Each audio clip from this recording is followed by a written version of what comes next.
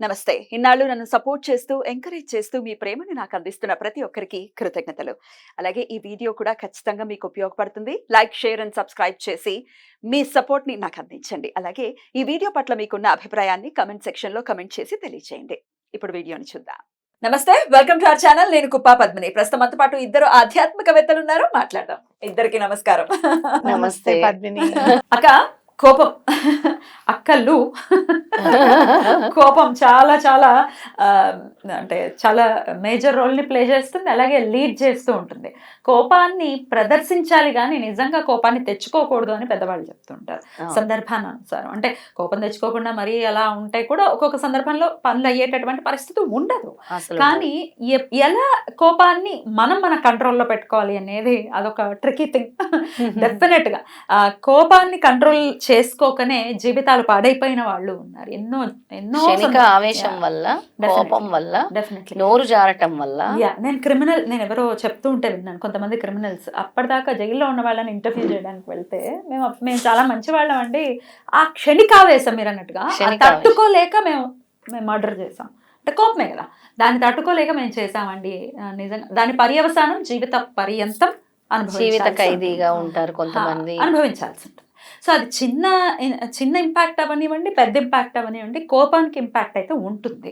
ఎట్లా మరి కంట్రోల్లో పెట్టుకోవాలి అనేది డెఫినెట్గా మనం మాట్లాడుకోవాల్సినటువంటి విషయం. అక్క మీరు న్యూమరాలజిస్ట్ కాబట్టి చక్కటి స్విచ్ బోర్డ్ కూడా మీరు నాకు తెలియజేస్తే తప్పకుండా విల్ బి వెరీ హ్యాపీ. అలాగే గురుదేవుని సాధనలో ప్రత్యేకించి ఉన్నారు కాబట్టి గురువు చెయ్యందంటూ ఏదీ ఉండదు.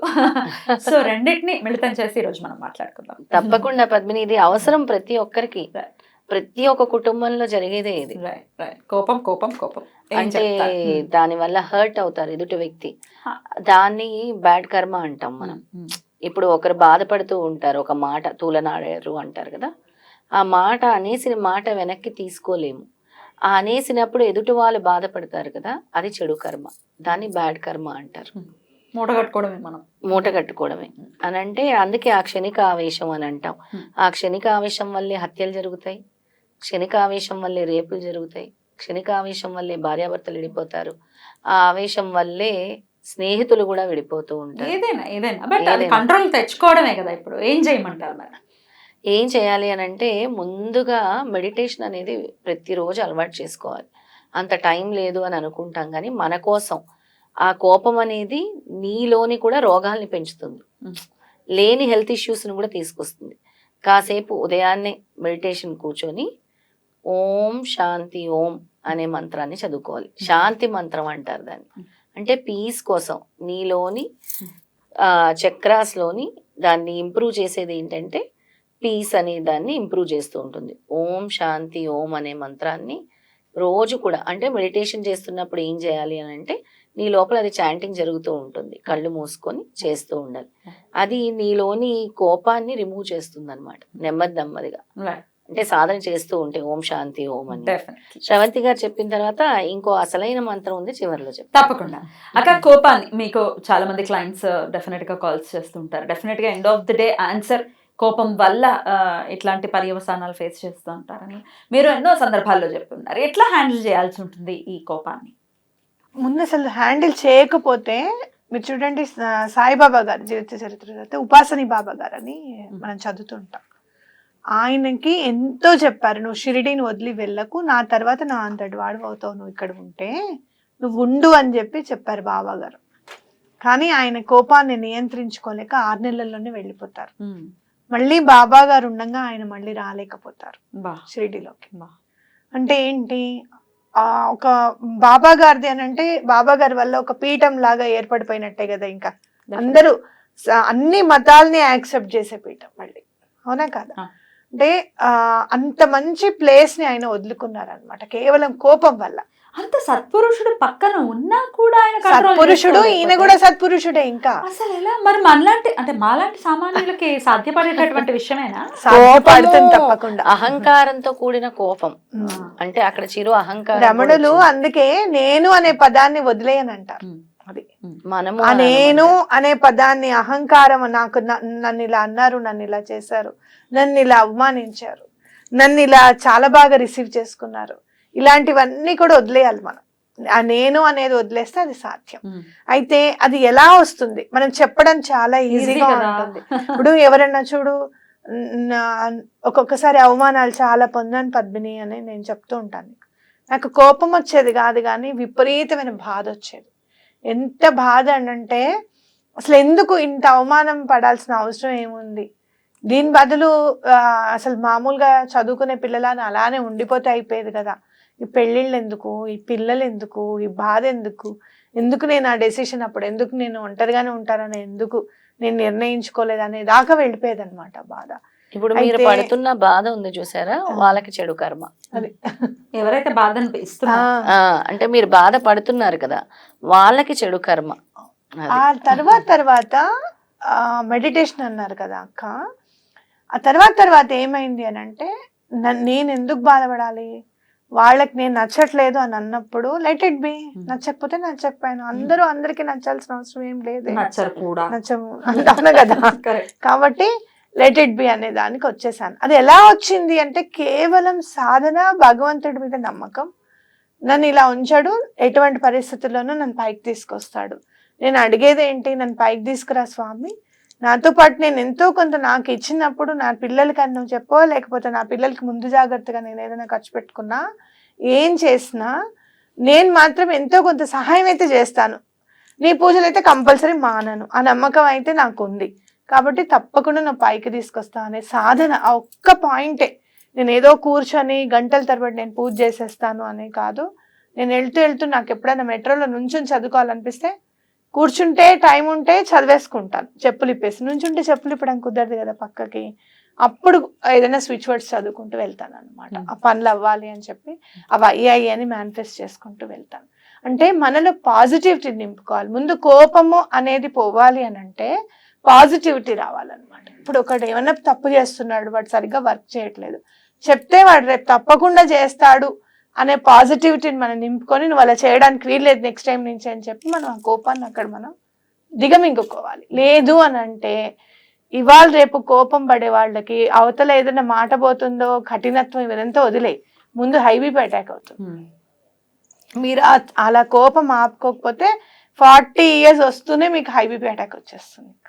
కాబట్టి ఆరోగ్యాన్ని కోల్పోతున్నాం కదా. కాబట్టి తప్పకుండా ఎటువంటి పరిస్థితుల్లోనూ అది సాధన ద్వారానే వస్తుంది. నన్ను ఎవ్వరూ ఏం అనడం లేదు, నన్ను అనట్లేదు అని అనుకోండి, తప్పకుండా డే బై డే తగ్గిపోతూ వస్తుంది అనమాట. చాలా మంది ఏమంటారో తెలుసా, నెంబర్లు లెక్క పెట్టమంటున్నారు కానీ రివర్స్ గా నెంబర్లు లెక్క పెట్టడం స్పీడ్ గా వచ్చేసింది. నాకు కూడా వచ్చింది 100,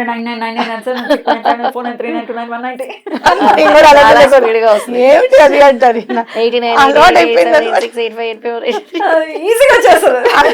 అది వచ్చింది కానీ కోపం తగ్గలే ఇక్కడ. అర్థమైందా నీకు?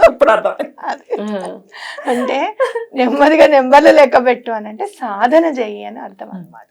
భగవంతుడి మీద నమ్మకం పెట్టుకొని ఎటువంటి పరిస్థితుల్లోనూ మనం నియంత్రణ కోల్పోవద్దు అనేది కనుక మన మైండ్కి చెప్తే ఒక్కసారి హెచ్చరిస్తుంది. మనకి ఒక్కసారి ఇట్లా రాగానే హెచ్చరిస్తుంది అనమాట. హెచ్చరించినప్పుడు మనం స్టాప్ అయిపోవాలి, ఆగిపోవాలి. ఇంకా లేదు అని అంటే దీనివల్ల ఇప్పుడిప్పుడు పెరుగుతున్న తల్లులకు చెప్తున్నాను, పిల్లలు ఎవరైతే పెరుగుతూ ఉంటారో వాళ్ళకి చెప్తున్నా, పిల్లలు దూరం అవుతారు మనకి. అమ్మో ఇది చెప్తే అమ్మ కోపం వస్తుంది అని వాళ్ళకి మైండ్లో పడింది అంటే బయట విషయం ఏది కూడా మనతో డిస్కస్ చేయడానికి భయపడతారు. కాబట్టి అది కంపల్సరీగా తగ్గించుకోవాలి. ఇప్పుడు మనం ఏదైనా స్విచ్ వర్డ్ చెప్పుకోవాలి అనుకుంటే నెక్స్ట్ మనం స్విచ్ వర్డే కదా అడిగేది, క్వశ్చన్ కూడా నేనే అడుగుతాను. అప్పుడప్పుడు నేను మరి ఆన్సర్లు అత్యుత్సాహంతో అడిగేస్తూ ఉంటాను కదా. Clear and absolve, clear and absolve, and అనుకోకపోయినా క్లియర్ అబ్సాల్వ్ అని అనుకోండి. ఆ క్లియర్ అయిపోతుంది, అబ్సాల్వ్ అంటే అప్పటికప్పుడు సొల్యూషన్ కూడా వచ్చేస్తుంది. కోపాలు 2 ఉంటాయి. ఒకటి అవతల వాడు చేసే పని మీద కోపం రావడం, ఇంకొకటి వేరే వాళ్ళు మనం బాధ పెట్టినప్పుడు మనకు కోపం రావడం. ఇప్పుడు ఎవరైనా ఉన్నారనుకో, వాళ్ళు నన్ను అంటున్నా కూడా నువ్వు కామ్గా ఉన్నావే, నువ్వెందుకు కామ్గా ఉన్నావని వీడి మీద కోపం వస్తుంది మనకి, వాడి మీద రాదు. మొన్న నాకు అలాగే వచ్చింది కోపం. వాడు అంటూ ఉంటే నువ్వు వింటూ ఉంటావా? నాకు వచ్చే కోపం ఇది, వేరే కోపాల్లోకెల్లా బిగ్గెస్ట్ కోపం ఇదే. అలా ఎలా వింటావు నువ్వు అంటే నేనేం చేశాను అని అంటారు. తప్పు, నువ్వు ఆవిడ అలా ఎలా అంటున్నావు అని చెప్పి నువ్వు అనవా, అది ఎంత అవమానం అసలు. అవునా కదా? అది ఆ కోపం కూడా ఒక రకం, కానీ ఈ రెండో రకం కోపాలు మాత్రం ఎక్కువగా వస్తూ ఉంటాయి మనకి. అది ఏమనుకోవాలంటే ఇట్ షెల్ పాస్, ఇది ఇది జరిగిపోతూ ఉంటుంది, ఇది అవుతూనే ఉంటుంది, ఏమీ కాదు. తర్వాత ఎటువంటి పరిస్థితుల్లోనూ వాళ్ళని అనకు అనే సందర్భం వస్తుంది, లేదా వాళ్ళు అనకుండా ఉండే సందర్భం అన్నా వస్తుంది. ఇట్ షెల్ పాస్ అని ఇట్ షెల్ పాస్ అని మనం అనకపోతే అక్కడే ఉండిపోతుంది కదా కోపం, బ్లాకేజ్ లాగా. అందుకే you are making it shell pass. అయితే పద్మిని, కొన్ని గ్రహాలు కూడా కారణం అవుతున్నాయి కోపానికి. కుజగ్రహం వల్ల మంటలు అంటుకుంటాయి, మంటలు పుడతాయి అంటారు. కుజగ్రహం వల్ల కోపం వస్తుంది. చంద్రగ్రహం వల్ల మనస్కారకుడు కోపం వస్తుంది. ఒక్కోసారి శని భగవానుడు, అంటే అర్థం లేని గొడవలు, సంఘర్షణలు, ఇవన్నీ కూడా కోపం వల్లే జరుగుతూ ఉంటాయి. ఈ కోపము అనేది మెయిన్ ఏంటంటే పీస్ అవ్వాలి, అంటే కామ్ డౌన్ అవ్వాలి అని అంటే దీనికి మన శాస్త్రం సనాతన ధర్మంలో విష్ణుమూర్తి మంత్రం చదువుకోవచ్చు, గాయత్రి మంత్రం. విష్ణుమూర్తి మంత్రము అని అంటే శాంతాకారం భుజగశయనం పద్మనాభం సురేశం విశ్వాకారం గగన సదృశ్యం మేఘవర్ణం శుభాంగం లక్ష్మీకాంతం కమలనయనం యోగి హృదయానగమ్యం వందే విష్ణు భవహరం సర్వలోకైకనాథం. ఇది చదువుకోవచ్చు. గాయత్రి మంత్రానికి మించింది లేదు. అన్నిటికంట విఘ్నేశ్వరుడిది మనకి అబ్స్టకల్స్, హర్డల్స్ రాకుండా ఆపేసేది. దీనికి ఓం ఘట క్రోధాయ నమః, ఓం ఘట క్రోధాయ నమః అనేది చదువుకోవాలి. ఇలా రోజు ఒక 21 times ప్రాక్టీస్ చేయండి నెమ్మదిగా. కోపం అనేది సాల్వ్. అయితే ఇది కోపం మా వారు ఎక్కువ కోపం ప్రదర్శిస్తున్నారు, ఎక్కువ వచ్చేస్తుంది ఆయన కోపం, లేకపోతే ఇప్పుడు పిల్లలు చూస్తున్నాం మనం, వాళ్ళు ఎక్కువ మరి పాపం కోపం ముందు పుట్టి వాళ్ళ తర్వాత పుడుతున్నారా అన్నంత లెవెల్లో కోపం వస్తుంది. అసలు గొడవలు అనే చెప్తుంటారు పద్మిని. మనకి చాలా మంది చూస్తే మగపిల్లల్ని చూస్తే ఎంత అగ్రెసివ్ గా ఉంటున్నారో మనం చూస్తున్నాం. అప్పుడు పిల్లల మార్పు కోసమో, లేకపోతే భార్యో భర్త వీళ్ళ మార్పు కోసం వాళ్ళ తల్లులు కానీ లేకపోతే భార్య భర్త వీళ్ళు చేయొచ్చా? వాళ్ళ పేరు మీద సంకల్పం చెప్పుకొని కోపం తగ్గాలి నా కొడుక్కి, మా వారికి కోపం తగ్గాలి అని సంకల్పం చెప్పుకొని చేసి వాళ్ళ పేరు మీద నెమ్మదిగా వాళ్ళకి కూడా అలవాటు చేస్తే చాలా మంచిది అని చెప్తాను. ఎందుకంటే వాళ్ళ పర్సనల్, వాళ్ళ హెల్త్ కోసము అని చెప్పి చేస్తే చాలా మంచిది. వాళ్ళ ఆరోగ్యం కోసమే కదా ఇప్పుడు. డెఫినెట్లీ చాలా చక్కగా తెలియజేశారు. అటు మంత్రం అవ్వచ్చు, స్విచ్ బోర్డ్ అవ్వచ్చు, పేరే మార్పు, రెండు కూడా చాలా బ్యూటిఫుల్గా పనిచేస్తూ ఉంటాయి. సో డెఫినెట్గా హెల్ప్ తీసుకుని ఈ కోపం అనే అతి భయానకమైన సమస్య ఇది అందరికీ ప్రధాన సమస్య అనుకో. డెఫినెట్లీ ఇప్పుడు నవడేస్ దానిలో నుంచి అందరూ బయటపడాలి. ఇది అందరికీ అవసరమైనటువంటి చాలా మంచి ఎపిసోడ్ ఇది. ఎందుకంటున్నాను అని అంటే అందరికి ఇప్పుడు బాగా చదువుకుంటున్నారు, మంచి ఉద్యోగస్తులు అవుతున్నారు, చక్కగా ఇంత కొంత సంపాదించుకుంటున్నారు. అరే ఇంత చదివి మేము వీళ్ళతో మాటలు పడడం ఏంటి, అసలు మీరెవరు మమ్మల్ని మాట్లాడడానికి అనే స్టేజ్ లోకి వెళ్ళిపోతున్నారు. That is a wrong thought process కదా. అసలు అదే కుటుంబం అన్నప్పుడు తప్పదు, ఓ మాట అనాలి, ఓ మాట పడాలి. కోపం వల్ల ర్యాష్ డ్రైవింగ్ చేసి యాక్సిడెంట్లు చేసుకుంటున్నారు. ఎంత మందిని చూస్తున్నాను నేను. అంటారు కదా ఆ కోపం వల్ల, ఎవరి మీద కోపం వల్ల ఫాస్ట్ గా వెహికల్ నడిపించుకొని తీసుకెళ్ళి ఎవరి జీవితాలు నష్టపోతున్నారు. అందుకే కోపం అనేది చాలా డేంజరస్. అందుకే దీని మీద చెయ్యాలి తప్పకుండా. ఈ డేంజరస్ నుంచి బయటపడాలి అని అంటే వాళ్ళు ఆలోచించాలి ఒకసారి, వాళ్ళని వాళ్ళు అవగాహన చేసుకోవాలి. మా జీవితము ఈ కోపం వల్ల నేను పాడు చేసుకోకూడదు అని వాళ్ళు అనుకోవాలి, ఒక సంకల్పం చేసుకోవాలి. తన కోపమే తన శత్రువు అని ఊరికే చెప్పలేదు. రైట్, డెఫినెట్ గా దీని నుంచి మనం బయటపడదాం మెల్లిమెల్లిగా. అది సపోర్ట్ ని తీసుకుని డెఫినెట్ గా మనం బయటపడేటటువంటి ప్రయత్నం చేద్దాం. రైట్ అక్క, thank you so very much. ఇద్దరికి కూడా నమస్కారం. నమస్తే.